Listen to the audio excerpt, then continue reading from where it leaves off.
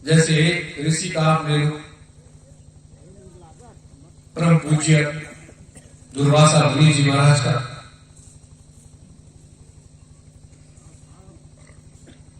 अनादिकाल से उनका शुरू होता है और त्रेता तक का होने के बाद, कलयुग आने के बाद, कलयुग के 600 वर्ष बीत जाने के बाद तक उनका उद्धार मिलता है और उसके बाद वो सिद्धार्थ समझा करके बढ़ गए।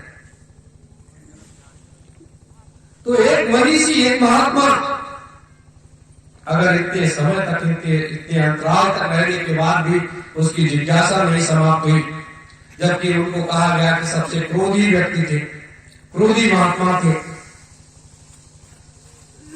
लेकिन क्रोध उनके बाह्य रूप में था, अंतर उनका बहुत निर्मल था।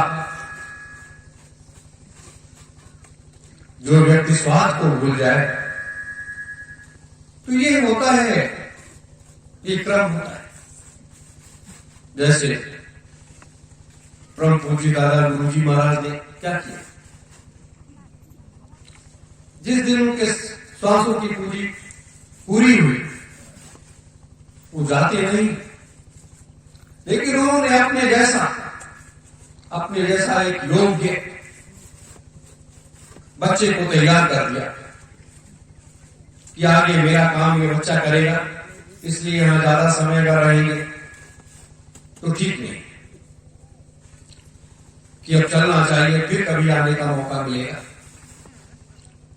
तो श्वासों की पूंजी उन्होंने खत्म की और उसके बाद वो यहां से चले गए, जबकि महात्माओं के श्वासों की पूंजी का निर्धारण होता ही नहीं है। वो तो चाह लेते बहुत समय तक रहते। मेरे धर्म प्रेमी गुरु भाई बहन, इच्छा और तृष्णा, माया और मोह, ये एक व्याधि तो है, लेकिन ये मनुष्य के अंदर हमेशा व्याप्त रहता है, ये कभी खत्म नहीं होता। जैसे हम लोग इस सतयुग तीर्थ की पावन धरा पर बैठे, निमसा की इस पावन तप भूमि पर, ये इच्छाएं ही तो है। इच्छाएं अनंत होती हैं और अनंत इच्छाओं में हम आप सब अपने को विलीन कर देते। उन इच्छाओं को प्राप्त करने में उसमें खो जाते हैं और जब तक वो प्राप्त नहीं हो जाता है तब तक उसमें लगे रहते हैं। ये हर व्यक्ति जैसे कुत्ता है, आपके दरवाजे पर रहता है और आपको देख करके धूम जाने लगता है और वो अपने मालिक से ये आशा करता है कि हमें भोजन जरूर मिल जाएगा, हमारा पेट भर जाएगा, मुझे भोजन जरूर मिल जाएगा। उसी तरीके से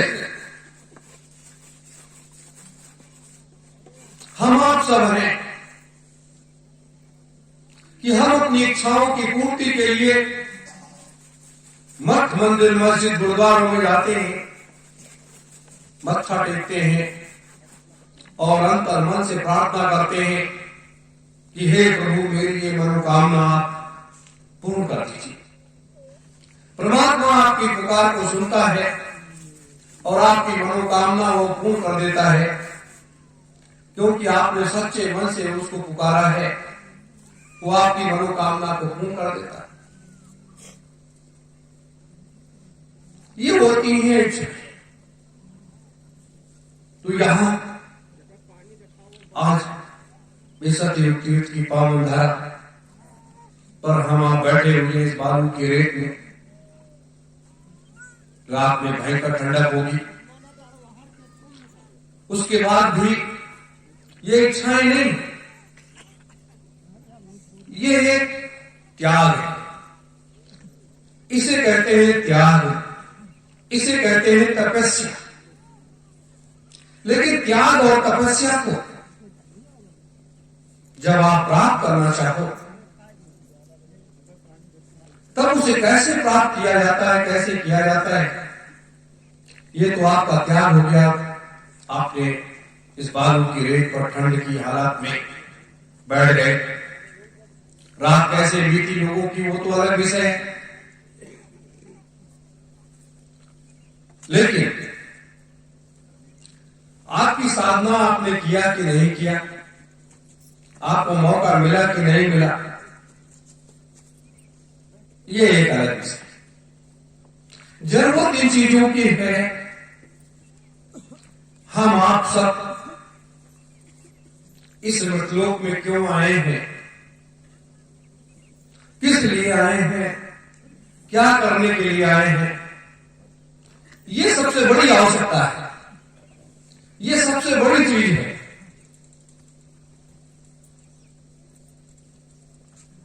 जिस लिए व्यक्ति आता है वो उसी को अपना रास्ता बना देता है कि इस रास्ते पर चल करके हम इस चीज को प्राप्त कर सके।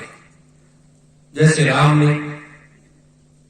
जी जब आए, उन्होंने एक रास्ता बनाया, उन्होंने एक योजना बनाई और उस रास्ते पर वो चल पड़े और अपने लक्ष्य को हासिल कर लिया। और जब अपने लक्ष्य को हासिल करने के बाद पुनः जब अयोध्या आ गए, अपने राजपाट को संभाल लिया, लेकिन तब भी उनका एक संकल्प अधूरा था। वह संकल्प सबसे बड़ा संकल्प था उनके जीवन का। जब अयोध्या से वो निकले थे, वाल्मीकि आश्रम में जब पहुंचे तो वाल्मीकि को विज्ञान विशारद कहा गया। उनसे बड़ा वैज्ञानिक उस समय इस भूमंडल पर, इस मृतलोक में कोई नहीं था। महात्मा पहले महात्मा भी होते थे और बहुत बड़े वैज्ञानिक भी होते थे। उनके पास जो अस्त्र था उसकी कामना उन्होंने किया। राम जी ने उसकी कामना किया कि आप मुझे ये अस्त्र को दे दीजिए, क्योंकि मुझे इतनी बड़ी लड़ाई को लड़ना है और इसको विजय से हासिल करना है। वाल्मीकि जी ने साफ मना कर दिया कि हे राम, मैं ये चीज आपको नहीं दे सकता, इसलिए हम जानते हैं कि इसका प्रयोग आपको कहां पर और किस पर करना है। एक ऐसे व्यक्ति के ऊपर आप इस अस्त्र का प्रयोग करेंगे जिसका दोष मुझे भी लग जाए। जब वो अस्त्र वाल्मीकि जी ने नहीं दिया, तब राम जी ने कहा कि हे गुरुदेव, इस अस्त्र को मैं जरूर प्राप्त कर लूंगा। आगे कह करके आगे वो निकल गया। ये बड़ी विडंबना है। फिर वो उस अस्त्र को प्राप्त करने के लिए, और पीछे का जो श्राप था वो अलग विषय था। माता सीता को भी ऐसे रास्ते से तैयार करके और जंगल की तरफ भेज दिया और वाल्मीकि आश्रम तक पहुंचा दिया, और उन अस्त्रों को, लव और कुश को वाल्मीकि जी ने दे दिया। ये होता है संकल्प। वहां विकल्प नहीं होता, वहां होता है संकल्प। तो आज सबसे बड़ी बात यह है, संकल्प की सबसे बड़ी बात होती है। जैसे अपने लोगों ने कहा, युग परिवर्तन, सतयुग का स्थापना, महायुग, यह है संकल्प, यह विकल्प नहीं है, यह है संकल्प। ये कैसे पूर्ण होगा, कैसे होगा? उसकी व्यवस्था, उसकी कार्य योजना, उसका लक्ष्य, वो रास्ता, वो चलने का काम हम आपका है। इसलिए कभी भी अपने कदम को पीछे नहीं हटाना चाहिए। यह हर समय, हर युगों में हुआ है। भगवान कृष्ण को ले लिया जाए, उन्होंने भी क्या से क्या नहीं किया। आज लोग प्रेम के रूप अनेक होते हैं ना, उन्होंने जो लीलाएं दिखाई हैं, वैसी लीलाएं तो आज तक कोई नहीं दिखा पाए, कोई नहीं करता। और किस लिए ये इतनी बड़ी लीलाओं की संरचना किया उन्होंने? एक ऐसे महाभारत को कराने के लिए, क्योंकि असुरों का साम्राज्य कहा जाए या गलत लोगों का साम्राज्य फैल चुका था, लोगों का सफाया होना आवश्यक है। दुनिया के राजाओं को इकट्ठा करके उन्होंने उस कचरे को साफ कर दिया। लेकिन त्याग और तपस्या की भी, भक्ति और शक्ति की भी उन्होंने हर मौके पर अपने को भी प्रस्तुत किया और दूसरे को भी उस योग्यता का परिचय कराया। जैसे कर्ण और कृष्ण युद्ध के मैदान में भी कर्ण की परीक्षा उन्होंने ले ली, लेकिन अपने संकल्प से वो वीर हटा नहीं। एक त्याग की मूर्ति में भीष्म पितामह को ले लिया जाए, वो हमारे पूर्वज हैं, हमारे आदर्श हैं। उसी तरह से आज इस भौतिकवादी संसार में वर्तमान के जो हमारे राजनेता हैं, ये हमारे आपके आदर्श नहीं हो सकते। इसलिए नहीं हो सकते कि इनका जीवन, इनका कर्म ये असुरी प्रवृत्ति की विचारधारा की ओर लेकर के जाता है, इसलिए कभी वो नहीं हो सकते। जरूरत आज है हमें आप सबको स्वयं को जानने की है, स्वयं को पहचानने की है। जब हम आप सब स्वयं को जान जाएंगे, स्वयं को पहचान जाएंगे, तो आगे का मंजिल, आगे का रास्ता अंगवत तय होता चला जाए। देखिए, कोई भी महापुरुष है, कोई भी महात्मा है, जब भी वो आते हैं तो एक उद्देश्य लेकर के इस मृतलोक में वो अवतरित होते हैं, और जब उनका उद्देश्य पूरा हो जाता है, उनका संकल्प पूरा हो जाता है, तब वो यहां से चले जाते हैं। लेकिन आज का एक कलिकाल का जो एक दौर है, एक जो परिवेश है, हर व्यक्ति एक आकलन कर लेता है कि व्यक्ति ज्यादा से ज्यादा 80 साल, 90 साल, 100 वर्ष तक ही जीवित रह सकता है, शेष वो संसार छोड़ करके चला जाता है। ये वास्तविक सत्य भी है, क्योंकि व्यक्ति का खान पान, रहन सहन, आचार विचार, वो जो है एक दूसरे तरीके से हो जाता है, और व्यक्ति का शरीर जो है वो जर्जर हो जाता है, और वो व्यक्ति संसार छोड़ करके चला जाता है। लेकिन कुछ ऐसे भी लोग आते हैं जो इस मृतलोक में रह करके अपने काम करते हैं, और करने के बाद ही तभी हो जाते हैं। ऐसे भी लोग आते हैं। तो इसलिए हमें हमेशा दृष्टिगोचर करना चाहिए कि धर्म के रास्ते पर चलते हुए कहीं हमसे कोई अधर्म तो नहीं हो रहा है, कहीं ऐसा कोई गलत काम तो नहीं हो रहा है जिससे किसी को नुकसान हो जाए, किसी को असुविधा हो जाए, मेरे कारण किसी को परेशानी हो जाए। ये अध्यात्म कहता है। धर्म ये कहता है कि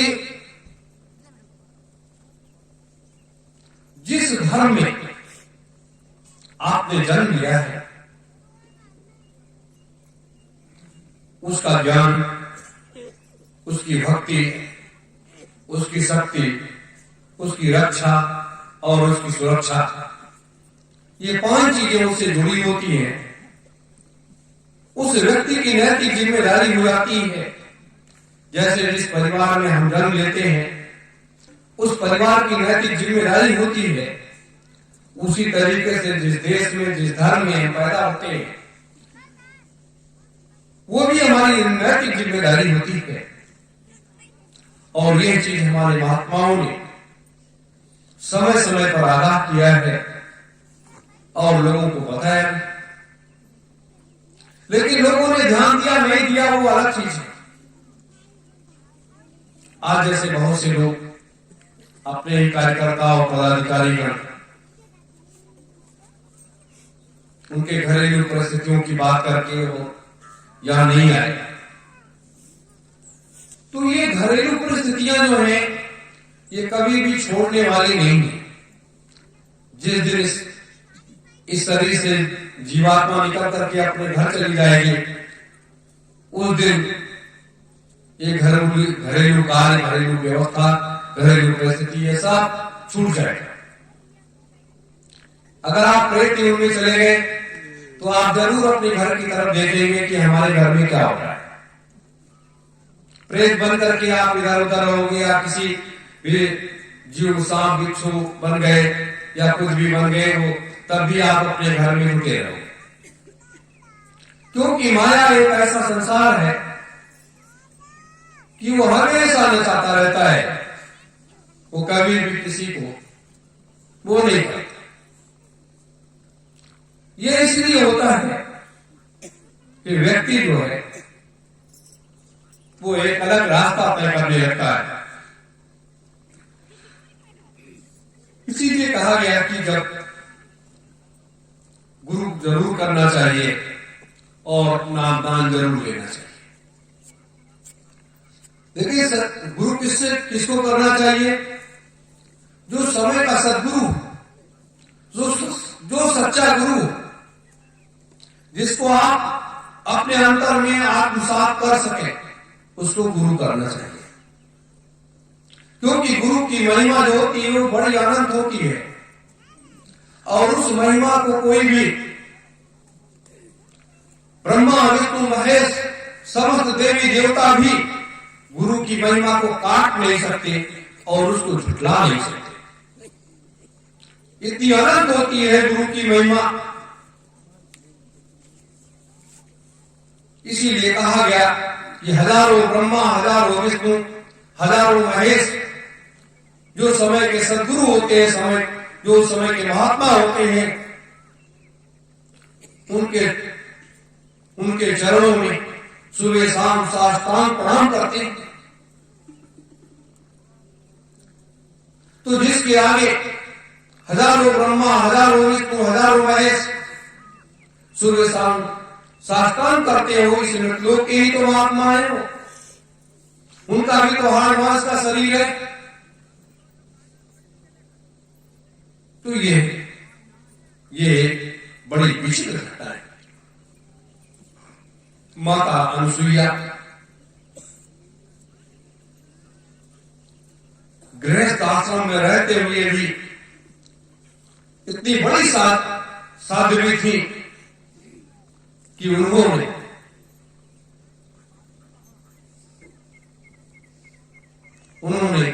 ब्रह्मा, विष्णु, महेश को छोटा सा बच्चा बना करके अपने गोद में खिलाया। ये होता है वह भाव, वह प्रेम जिसको आज लोग भूल गए,